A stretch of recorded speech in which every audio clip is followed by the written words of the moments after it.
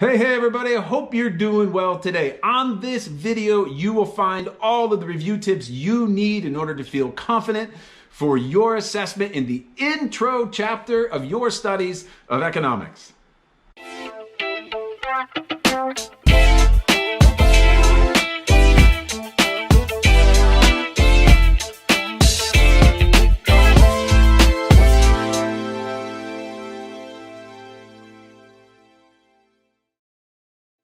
My name is Brad Cartwright, and on this channel you will find over 300 videos covering all of your studies of microeconomics, macroeconomics, international economics, and development economics, which means that this channel is perfect for you if you are studying in the IB, in the AP, and the A-level program, or for any student that's studying at the university level around the world. All right, let's take a look at the review tips for Introduction to Economics.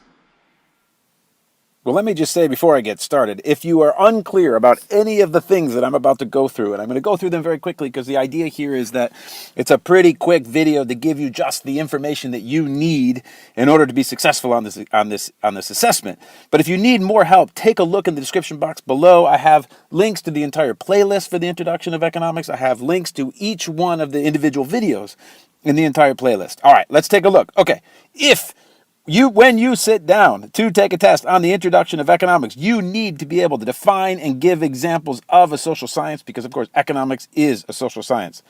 You need to be able to define, give examples of, and distinguish between goods and services, needs and wants, economic goods and free goods. Critical vocabulary that you need to have a handle on. Okay, you need to be able to define opportunity cost and understand its link to relative scarcity and choice.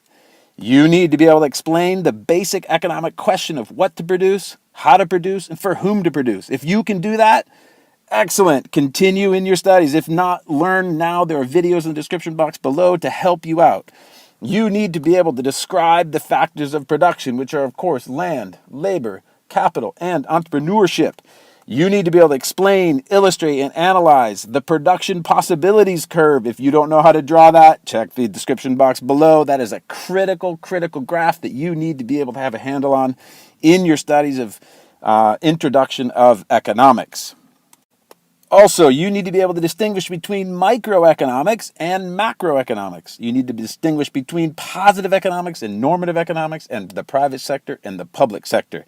If you can't do that, you need to study some more. You can see that the whole thing here in the introductory level is the Introduction to Economics is just so that you have this language available to you as you go about the rest of your studies of economics. You need to be able to explain that economists are model builders and that they employ the assumptions of ceteris paribus.